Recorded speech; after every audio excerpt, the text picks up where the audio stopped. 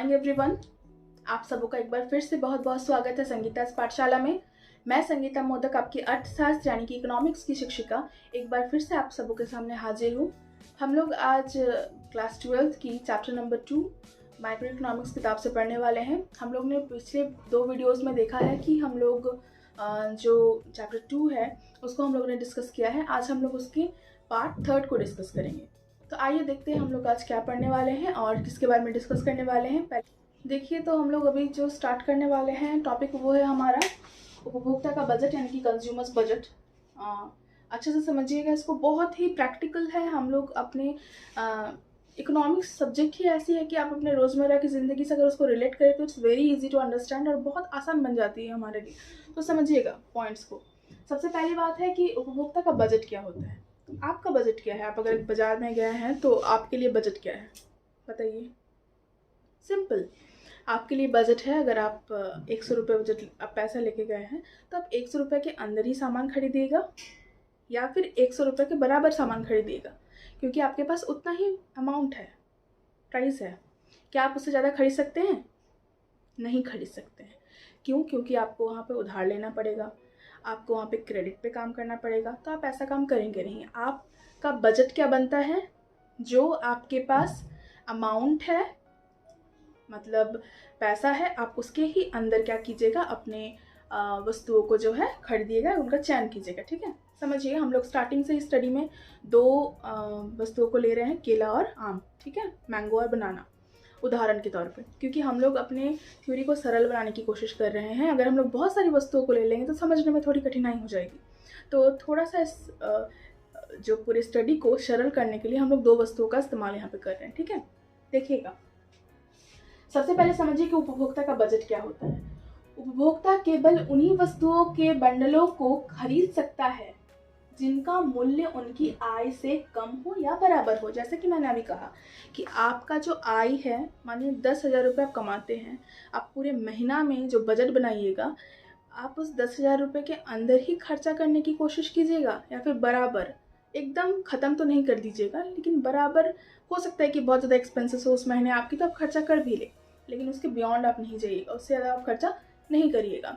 ठीक है, तो चलिए एक एग्जाम्पल के तौर पे समझिए, इसके फॉर्मूला को भी समझिएगा। देखिए, आप बजट सेट या बजट, मतलब हम लोग जिसको बजट सेट कहते हैं, उसे किस तरीके से हम समझ सकते हैं। ठीक है, हम लोग स्टार्टिंग से ही 2 वस्तुओं पे बात किए हैं। बंडल में भी हम लोगों ने X और Y वस्तु को रखा था। ठीक है, हमने आम केला रखा है, आप कुछ भी रख सकते हैं। हमारा जो बंडल है वो बंडल में क्या है, X और Y है, क्योंकि हम लोगों ने X वस्तु को यहाँ पे क्या माना हुआ है, X वस्तु को केला माना हुआ है, और Y वस्तु को यहाँ पे हम लोगों ने क्या माना है, आम माना है। ठीक है, तो देखिए हमारा अगर इनकम है, आय है 100 रुपये, और जो केले की जो प्राइस है वो है 6 रुपये। ठीक है, एक केले की प्राइस कितनी है, 6 रुपये, और एक आम की प्राइस कितनी है, 10 रुपये। ठीक है, मान लीजिए, हम लोग मान रहे हैं इसको। और केले की जो इकाइयाँ हैं, मतलब हम कितनी केले की इकाइयों को खरीद रहे हैं, या फिर क्वांटिटी ऑफ बनाना जो है, हम लोग कितना उसका कंजम्पशन कर रहे हैं, उपभोग कर रहे हैं, वो कितना है, 5 किलो को हम लोग खरीद रहे हैं।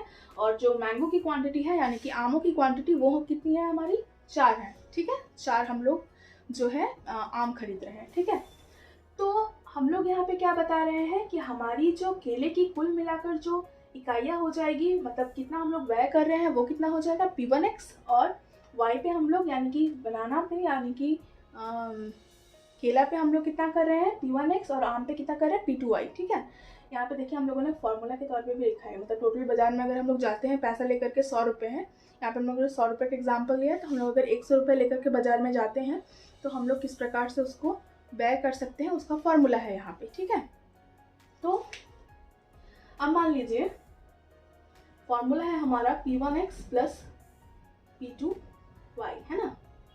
तो भैया हमारा जो P1X है, P1 मतलब कितना हो गया, 6 हो गया, X मतलब हो गया हमारा 5, P2 मतलब हो गया हमारा 10, X मतलब हो गया 4, यानी कि 5 6 जा 30 प्लस 40, हम लोग कितना खर्चा कर रहे हैं जा करके, 70। ठीक है, देखिए भाई, अब थोड़ा सा मुझे आप लोग स्टूडेंट्स ये बताओगे कि क्या हम लोग 70 जो है वो एक्सपेंड कर सकते हैं कि नहीं कर सकते हैं। हमारे पास टोटल अभी कितना बाजार में हम लोग लेके गए थे, 100 रुपये लेके गए थे ना। तो अब जो ये 70 हो रहा है, ये क्या हो रहा है, 70 क्या है, m से छोटा है, यानी कि 100 से छोटा है, मतलब कि हम लोग इसका जो है खरीदारी कर सकते हैं। ये हमारे बजट के अंदर आ रहा है। ठीक है, उम्मीद करती हूँ कि आप लोग बजट को समझ गए होंगे और बजट जो है सेट को समझ गए। और चीज़ आप लोग समझिएगा, बंडल यानी कि एक्स वाई। ठीक है, एक्स और वाई का मतलब क्या हो गया हमारा, एक्स देखिए यहाँ पे क्या है हमारा 5 है, केले की क्वांटिटी, और मैंगो की क्वांटिटी कितनी है 4 है। ठीक है, यानी कि हमारा जो सेट बना वो क्या बना, 5 और 4 की सेट बनी। हम लोगों ने इस एग्जाम्पल के थ्रू सेट जो बनाया है वो कितना का बनाया है, 4। और अच्छे से हम लोग बजट सेट को देख लेते हैं, समझ लेते हैं। तो देख पा रहे हैं आप लोग यहाँ पे कि हम लोग जो है एक्स और वाई के तौर पर बंडलों को दिखा रहे थे, जिसे हम लोग सेट कहेंगे, बजट सेट दिखाएंगे। सेट्स किस तरीके से हम लोग यहाँ पे फॉर्म करेंगे उसको हम लोग देखेंगे। ठीक है, एक एग्जाम्पल ले रहे हैं, उदाहरण ले रहे हैं हम लोग 20 रुपए की। ठीक है, हमारे पास मान लीजिए कि हमारा जो बजट है वो है 20 रुपये। ठीक है, अब हम लोग यहाँ पे मानते हैं कि जो P1 है, यानी कि जो कुछ एक्स वस्तु जो भी ले रहे हैं, हम जो भी ले लीजिए, पहले केला लिए थे, अब आप कोई भी वस्तु मान सकते हैं एक्स को, उसकी जो प्राइस है वो कितनी है 5 रुपये है, और जो वस्तु वाई है उसकी भी प्राइस है 5 रुपये। समझिएगा बात को, हम लोगों ने दोनों वस्तुओं की जो कीमत है उसे हम लोगों ने ऐसा 5-5 रुपये ले ली, इक्वल ले लिया है, और हमारे पास जो टोटल बजट है वो कितना है 20 रुपीज़। आगे देखिए हमारा फॉर्मूला क्या है, P1x प्लस P2y। हमारे पास टोटल जो हम लोग इसको व्यय करेंगे, किस प्रकार से व्यय करेंगे, इस फॉर्मूले पे रख के व्यय करेंगे। हमें क्या मिलेगा यहाँ पे रखने से कि हम लोग जो व्यय कर रहे हैं उसकी जो कुल मात्रा है वो कितनी हो रही है। हम लोगों ने यहाँ पे बजट सेट बनाया है। ठीक है, अब देखिए आपके पास जो है 5 रुपये है एक वस्तु की प्राइस और मूल्य, और 5 रुपये है वस्तु की भी मूल्य। ठीक है, अब मानिए हमारे पास 20 रुपये है। हमारा फॉर्मूला है यहाँ पे P1x प्लस P2y।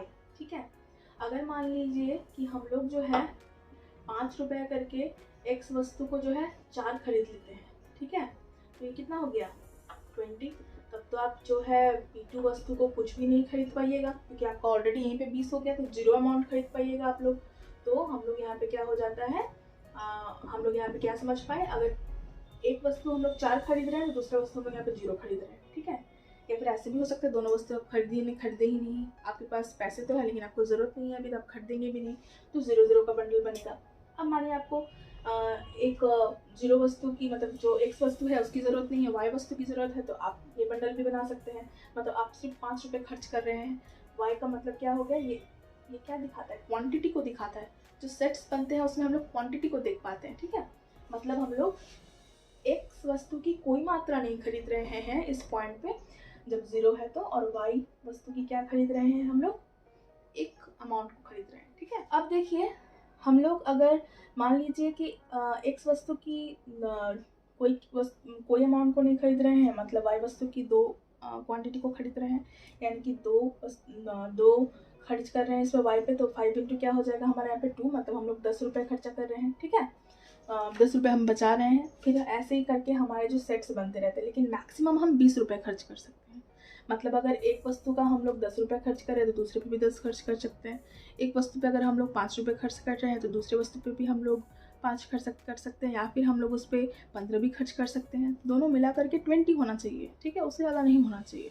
तो ऐसे जितने भी सेट्स बनेंगे वो सारे जो है कंज्यूमर का जो है, यानी उपभोक्ता का जो है बजट सेट्स कहलाएगा। मतलब वो उन वस्तुओं के जो है मेल को खरीद सकता है। ठीक है, बाज़ार में जा कर के। तो एक बहुत ही इम्पोर्टेंट चीज़ है कि हमारा जो है बजट सेट क्या बनेगा किसी उपभोक्ता के लिए। हम उम्मीद करते हैं कि आप लोगों को मैंने समझाया है इस बात को अच्छे तरीके से, आप समझ भी गए होंगे।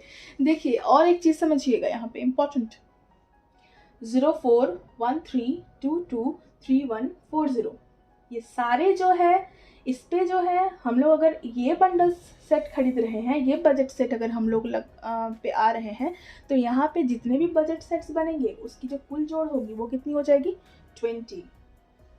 ठीक है, मतलब यहाँ पे हम लोग पूरे अपने इनकम को जो है खर्च कर दे रहे हैं, पूरे जो हमारा बजट है उसको हम लोग यहाँ पे खर्च कर पा रहे हैं। क्योंकि देखिए अगर मानिए 0 है एक्स की हम लोग कोई क्वांटिटी नहीं खरीद रहे हैं, लेकिन यहाँ पे हम लोग क्या करें, वाई की क्वांटिटी को खरीद रहे हैं। वाई कितनी क्वांटिटी में खरीद रहे हैं, 4, यानी कि 5 रुपये करके है किसी भी मतलब वाई वस्तु की जो प्राइस है वो। तो क्या हो जाएगा 4 × 5 यानी कि 5 × 20 यहाँ पे हम लोगों ने उपभोग कर लिया। वैसे यहाँ पे आइए, एक हम लोग एक्स की क्वांटिटी खरीद रहे हैं, 3 हम लोग वाई की क्वांटिटी को खरीद रहे हैं, मतलब 5 × 1 और यहाँ पे क्या हो जाएगा 5 × 3। 5 × 1 का मतलब कितना हो गया आपका 5 + 15 = 20। ठीक है, तो इस तरीके से जो है हम लोग अपने बजट सेट्स को बना सकते हैं और हम अपने बजट को तैयार कर सकते हैं। तो इसे हम लोग बजट सेट कहते हैं। होपफुली आप लोग को ये कॉन्सेप्ट क्लियर हो गया होगा। तो अब आगे देखते हैं हम लोग बजट लाइन। हम लोग बजट सेट तो समझ गए हैं, लेकिन बजट लाइन हम लोग किस तरीके से निकालेंगे उसको थोड़ा समझ लेते हैं हम लोग। जैसे कि आप देख पा रहे हैं कि हम लोग हमेशा ही मतलब जो है यहाँ पे वाई एक्सिस को दिखाते हैं, ठीक है, और इधर हम लोग एक्स एक्सिस पे दिखाते हैं, जहाँ हम लोग केले को दिखा रहे हैं और यहाँ हम लोग आम को दिखा रहे हैं। ठीक है, तो अब जो है ये जो लाइन है, ये लाइन हमें दिखा रहा है कि जितनी भी हम लोग व्यय जो कर रहे हैं, हम लोग दोनों की जो मात्राओं को खरीद रहे हैं, वहाँ पे दोनों की मात्राओं को खरीदने के दौरान हमारी जो है जो पूरा बजट है वो समाप्त हो जा रहा है। यानी कि हम लोग जो एम है, अगर हम लोग 20 रुपये हम लोग खर्च कर रहे थे, 20 हमारी बजट है, तो 20 वहाँ पे समाप्त हो जा रही है। मतलब जो भी हम लोग खरीद रहे हैं वो कुल इक्वल्स टू कितना हो जा रहा है 20। इस पॉइंट पे, इस लाइन पे कहीं पे भी अगर हम लोग पहुंचते हैं, कोई भी सेट बनाते हैं, ठीक है, अब मान लीजिए यहाँ कोई सेट बन रहा है x1 और y1, ठीक है, यहाँ बन रहा है x2 y2, कुछ भी अमाउंट हो सकता है। आगे जो भी सेट्स बनेंगे वो सारे सेट्स क्या दर्शाएंगे कि हम लोग यहाँ पे जो है हमारे जो मनी इनकम है, मतलब जो हमारा बजट है वो हम लोग वहाँ पे समाप्त कर दे रहे हैं। ठीक है, मतलब वो पूरा ख़त्म हो जा रहा है। ठीक है, लेकिन अगर इसके अंदर कोई भी बजट सेट बन रहा है तो वो क्या दर्शाता है, मान लीजिए कि यही एक पॉइंट है, यही एक बजट सेट बन रही है। ठीक है, देखिए बजट सेट का मतलब क्या होगा, हम लोग यहाँ पे जो है इतना क्वांटिटी खरीद रहे हैं, किसका, केले का।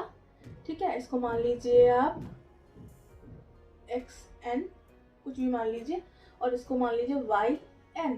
तो हमारा जो क्या बन रहा है यहाँ पे xn और yn का एक बजट सेट बन रहा है इस पॉइंट पे। ठीक है, ये पॉइंट हमें दर्शा रहा है कि जो हमारा जो p1x है प्लस p2x है वो क्या दिखा रहा है, यहाँ पे जो हमारा m है, m से जो है ये क्या है, कम है।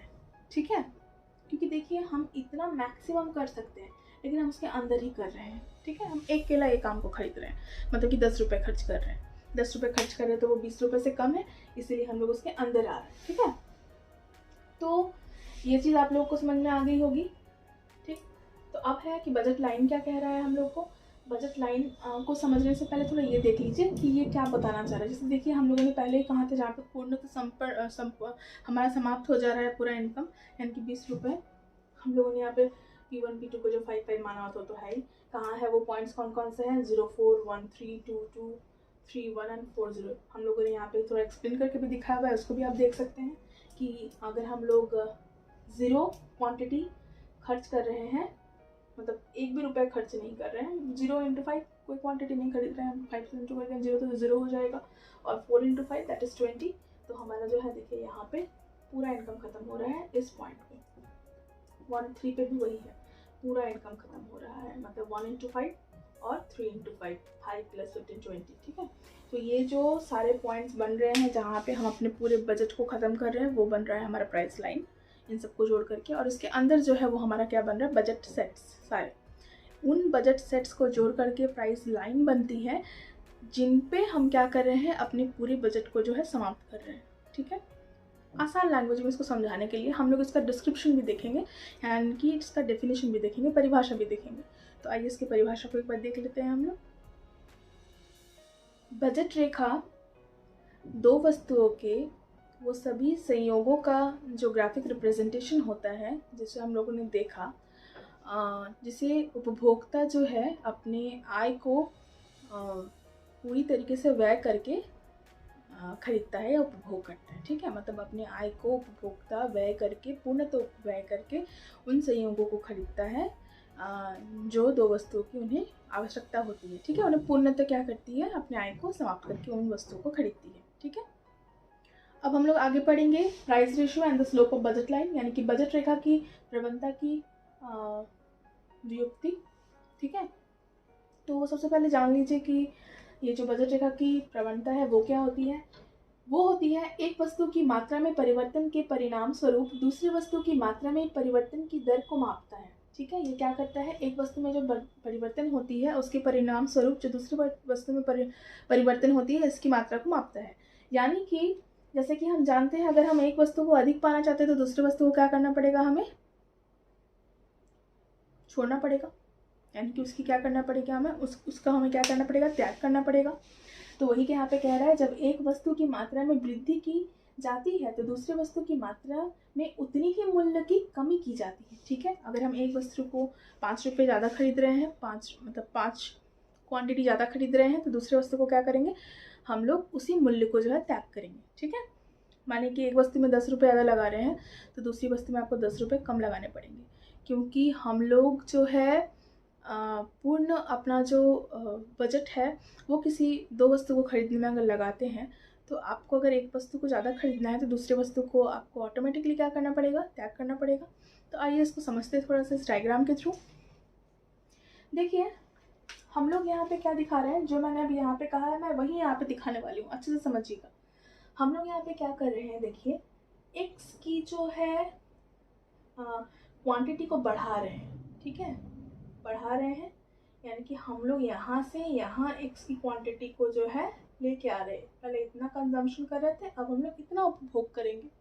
और वही हम लोग वाई की जो क्वांटिटी है, अगर हम लोग इतना कंजम्पशन कर रहे थे, यानी कि इतना हम लोग उपभोग कर रहे थे, उसको हम लोग यहाँ पे क्या कर रहे हैं, घटा देंगे। ठीक है, इसको हम लोग घटा रहे हैं, इसको हम लोग क्या कर रहे हैं, बढ़ा रहे हैं, इसको हम लोग यहाँ पे बढ़ा रहे हैं। ठीक है, तो जो परिवर्तन हम लोग कर रहे हैं एक्स वस्तु की अधिक मात्रा को पाने के लिए वाई वस्तु को क्या कर रहे हैं, हम लोग त्याग कर रहे हैं, वही ये बता रहा है हमारा स्लोप। ठीक है, तो इसको हम लोग किस तरीके से दिखा सकते हैं, देखिए पहले यहाँ बिंदु पे हम लोग क्या कर रहे थे, एक्स और वाई हम लोग क्या कर रहे थे, कंजम्पशन कर रहे थे, उपभोग कर रहे थे, ये हमारा बजट सेट बन रहा था। लेकिन बाद में वही क्या हो गया, हम लोग एक्स को डेल एक्स से जोड़ दिए। ठीक है, वाई को डेल एक्स हम लोग जोड़े हैं, लेकिन डेल्टा वाई कुछ भी हो सकता है, नेगेटिव भी हो सकता है यहाँ पे, क्योंकि वो नेगेटिव ही है, क्योंकि हम लोग यहाँ पे सब्सट्रैक्ट करेंगे, लेकिन हम लोग यहाँ पे दर्शा रहे हैं प्लस किए हैं, लेकिन वो नेगेटिव जब हम लोग ओरिजिनली करेंगे तो माइनस कर देंगे वहाँ पे। ठीक है, तो ये परिवर्तन को दिखा रहा है, इसीलिए यहाँ पे पॉजिटिव है, क्योंकि ये चेंज बता रहा है। अब चेंज पॉजिटिव भी हो सकता है, नेगेटिव भी हो सकता है। ठीक है, तो अब देखिए क्या है कि हम लोग इसको जो है डिराइव करेंगे, हम लोग इसका जो है डिराइवेशन करेंगे, हम लोग किस तरीके से इस चीज़ को निकाल सकते हैं ये देखेंगे। ये क्वेश्चन भी आता है एग्जाम में, आपके एग्जाम पर्सपेक्टिव से भी ये वेरी वेरी इंपॉर्टेंट है। तो आइए जरा समझिए, इसको देखिए किस तरीके से हम लोग निकाल सकते हैं।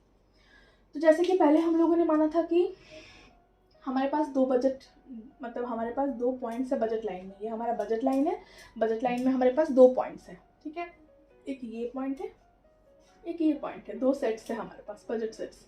उसके बाद हम लोग जानते हैं कि बजट लाइन पे कोई भी अगर हमारा बजट सेट है तो वो इस फॉर्मूला को इंडिकेट करेगा, यानी कि इसका जो इनकम जो भी उसके पास बजट है वो इक्वल्स टू हो जाएगा उसका जो खर्च कर रहा है, व्यय कर रहा है।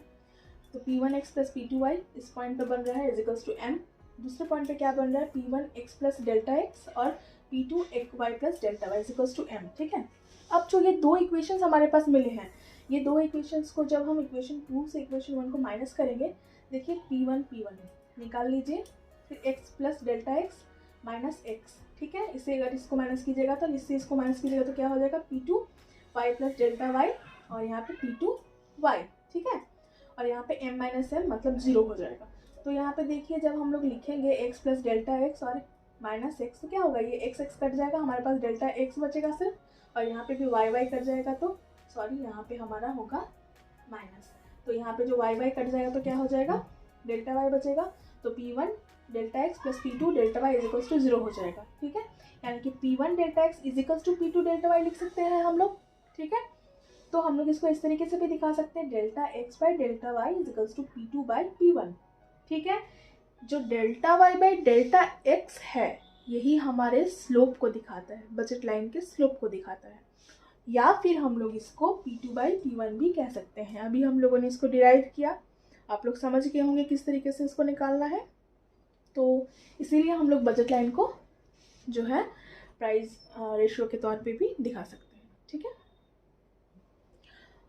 तो अब देखिए, अब हम लोग को देखना है बजट सेट में बदलाव, यानी कि चेंजेस इन बजट सेट। ठीक है, तो बंडलों का जो सेट है दोनों वस्तुओं की कीमत तथा उपभोक्ता के आय पर निर्भर करती है। ठीक है, या तो उपभोक्ता की आय बदल जाए या तो फिर वस्तु की कीमत बदल जाए, दोनों ही सूरतों में जो होती है क्या कि जो हमारा बंडल्स है वो बदल जाएगा। ठीक है, बंडल की जो सेट्स बनी हुई थी वो बदल जाएगी। कैसे बदल जाएगी, या तो आपका जो है मनी इनकम मतलब आय जो है हमारा, अगर वो बढ़ गया तो किस तरीके से बदलाव होगा, और आय घट गया तो किस तरीके से बदलाव होगा, ये इसको थोड़ा समझ लेते हैं हम लोग जानते हैं हमारे पास अगर हमारा जो आय है वो अगर मानिए कि 20 रुपये है जो हम लोगों ने माना हुआ है, जो सेम है, तो हमारा फॉर्मूला सेम रहेगा P1x plus P2y equals to m।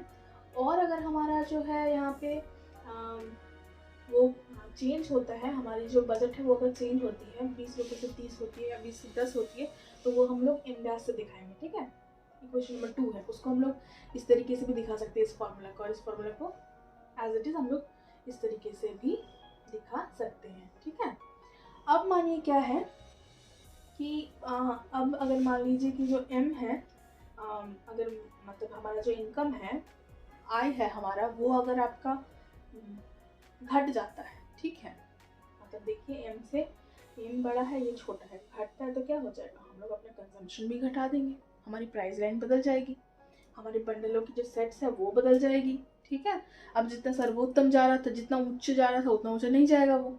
ठीक है, अब हम लोग 20 रुपये नहीं खर्च करेंगे, 10 रुपये ही खर्च करेंगे, तो उस हिसाब से क्या हो जाएगा, हमारा जो लाइन है बजट लाइन वो नीचे आ जाएगी, शिफ्ट कर जाएगी।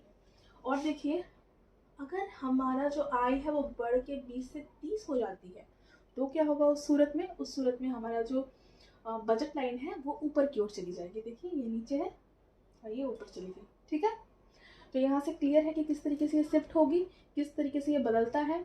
ये तो हो गई आपकी हमारे इनकम में बदलाव होने के कारण। अगर यही आपका कीमतों में बदलाव होती है तो कीमतों में बदलाव होने के कारण भी आपका जो है हमारा बजट लाइन जो है ऊपर नीचे हो सकता है।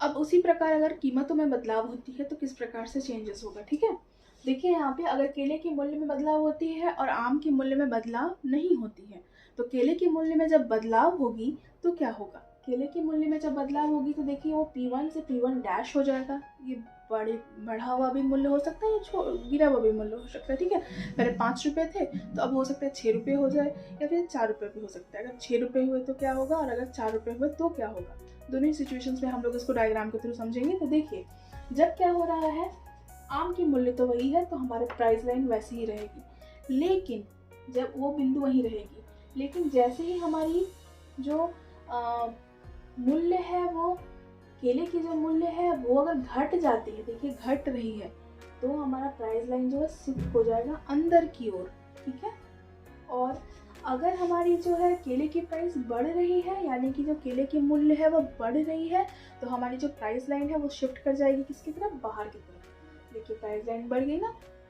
यहाँ पे प्राइस लाइन अंदर की तरफ जा रही, घट रही है वो। ठीक है, तो ये इस तरीके से है हमारे जो चेंजेस है, हमारे बजट सेट में जो चेंजेस है वो किस तरीके से बजट लाइन को चेंज करता है वो हम लोगों ने देखा। तो अब इसके साथ हम लोग नेक्स्ट टॉपिक पे जाते हैं, देखते हैं उसमें हम लोगों को क्या क्या पढ़ना है। आइए अब देखते हैं कि उपभोक्ता का इष्टतम चयन है वो कहाँ होगा। ठीक है, optimal choice of the consumer क्या होना चाहिए। सबसे बहुत इम्पोर्टेंट बात है कि अब कंज्यूमर यानी कि उपभोक्ता जो है वो अपने आप को कहाँ पर जो है मैक्सिमम सेटिस्फाइड महसूस करेगा। ठीक है, जहाँ पर वो एकदम उसे लगेगा कि हाँ मेरा जो चॉइस है वो ऑप्टिमल है। ठीक है, देखिए बहुत सारी बातें मायने रखती है, उनकी प्रेफरेंसेस, उनकी चॉइसेस भी बहुत एक इम्पॉर्टेंट फैक्टर है कीमतों के साथ और उनके आय के साथ साथ। तो अब हम देखेंगे कि कहाँ पे उन्हें मैक्सिमम सेटिस्फैक्शन होती है। तो हम लोग इसको समझेंगे अधिमान वक्र यानी कि इंडिफरेंस कर्व के थ्रू और प्राइस लाइन के थ्रू। हम लोग देखेंगे कि प्राइस लाइन और इंडिफरेंस कर्व मिल करके किस तरीके से इस सिचुएशन को या इस पॉइंट को हम लोगों को, ऑप्टिमल पॉइंट को हम लोगों को दे पा रहा है। ठीक है, तो इसको समझने के लिए आइए इस डायग्राम को देखते हैं। सबसे पहले देखिए, हमारा जो ये कर्व है वो इंडिफरेंस कर्व है। ये IC1 है मान लीजिए, IC2 है मान लीजिए, IC3 है मान लीजिए। ठीक है, तो हम जानते हैं कि एक प्रॉपर्टी हम लोगों ने पढ़ा था कि इंडिफरेंस कर्व, जो ऊंचा इंडिफरेंस कर्व है वो ज़्यादा सेटिस्फैक्शन देता है। ठीक है, यानी कि IC1 से ज़्यादा सेटिस्फैक्शन हमें IC2 देगा और IC2 से ज़्यादा सेटिस्फैक्शन हमें IC3 देगा। जस्ट फॉर एग्जांपल, अगर ये 10, ये 20, ये 30, ठीक है, इस तरीके से हम लोग अगर देखें तो कॉम्बिनेशंस को दर्शा रहा है। अब मानिए कि ये हमारा प्राइस लाइन है या फिर जो बजट लाइन है, जो बोलेगा इसको, वो हमारा हम लोग इस कर्व के थ्रू दिखा रहे हैं। मान लीजिए इसको हम लोग MN नाम दे देते हैं। ठीक है, अब ये हम लोग एज यूजुअल जानते हैं कि ये हम लोग को एक्स एक्सिस पे केला और वाई एक्सिस पे हम लोग का जो है आम की यूनिट्स को हम लोग देख पा रहे हैं। ठीक है, अब देखिए, तो ये तो बात है भाई, IC3 जो है वो हम लोग को मैक्सिमम सेटिस्फैक्शन देगी, लेकिन इसका एक कंडीशन है। कंडीशन क्या है कि जहाँ बजट रेखा, अधिमान वक्र, जो बजट रेखा है और जो अधिमान वक्र है पर स्पर्श रेखीय हो। ठीक है, दोनों एक दूसरे को टच करता हुआ हो। ठीक है, वो जो पॉइंट है वो हमें ऑप्टिमम जो है चॉइस दे रही है। ठीक है, कंज्यूमर को। अब देखिए, इस पॉइंट पे और इस पॉइंट पे भी जो है प्राइस लाइन को टच कर रहा है कौन? बजट लाइन को टच कर रहा है कौन? अधिमान वक्र। ठीक है, इस पॉइंट पे भी टच कर रहा है अधिमान वक्र को। तब ये जो हम लोग को सबसे ज़्यादा सेटिस्फैक्शन देने वाली वक्र है, अधिमान वक्र, वहाँ पे प्राइस लाइन टच नहीं कर रही। मतलब कि ये जो है, ये इस IC कर्व पे, ये अधिमान वक्र पे कहीं भी हम लोग को ऑप्टिमम चॉइस नहीं मिल पा रहा है। ठीक है, तो या तो हम लोगों को इस पे मिलेगा, इस पे मिलेगा। लेकिन एक चीज़ देखिए, ये जो IC2 कर्व है ये हमें IC1 से ज़्यादा सेटिस्फैक्शन दे रही है, यानी कि IC1 कर्व को भी हम लोग नहीं चूज करेंगे। सेटिस्फैक्शन हमें ज़्यादा कौन दे रही है? IC2 कर्व, यानी कि IC2 कर्व जहाँ पे टच कर रही है प्राइस लाइन को, उस पॉइंट पे हम लोगों को ऑप्टिमम चॉइस मिल रहा है। मतलब इष्टतम चयन जो है उपभोक्ता को मिल पा रहा है। ठीक है, तो उपभोक्ता किस तरीके से अपने ऑप्टिमल पॉइंट को निकालेगा? जहाँ पे जो हमारा बजट रेखा और अधिमान वक्र जो है स्पर्श रेखीय हो। ठीक है, लेकिन इस बात को भी देखिएगा, जरूर ध्यान रखिएगा कि जहाँ पे IC कर्व जो है हमारा, वो हमें मैक्सिमम सेटिस्फैक्शन दे रहा है वो सारे जो IC कर्व है उसमें से। लेकिन कंडीशन ये देखिएगा कि जो IC कर्व हमें सेटिस्फैक्शन ज़्यादा दे रहा है और बजट लाइन पे टच कर रहा है, उसी पॉइंट पे जो है हम लोगों का मैक्सिमम सेटिस्फैक्शन पॉइंट होगा, ऑप्टिमम चॉइस हो जाएगा वो कंज्यूमर का। ठीक है, उम्मीद करती हूँ कि आप लोग ये समझ पाए होंगे। तो हम लोग इसी के साथ आज इसको यहीं पे समाप्त करते हैं। नेक्स्ट क्लास हम लोग जब पार्ट 4 पढ़ेंगे, वहाँ पे हम लोग डिमांड के साथ साथ फिर लॉज ऑफ डिमांड, आगे जो है डिमांड कर्व में या मांग की जो वक्र है उसमें शिफ्ट किस प्रकार से होती है, किस प्रकार से वो बदलती है, इन सब चीज़ों को देखेंगे। और 4th जो पार्ट है उसमें हम लोग इस चैप्टर को कंक्लूड करेंगे। ठीक है, आज के लिए इतना ही। नेक्स्ट क्लास हम लोग एक बार फिर से मिलेंगे। आप सबों का बहुत बहुत धन्यवाद इस वीडियो को अंत तक देखने के लिए। अगर आप लोगों को ये वीडियो अच्छा लगा तो ज़रूर ज़रूर ज़रूर इस वीडियो को लाइक कीजिएगा और सब्सक्राइब करना ना भूलिएगा। धन्यवाद।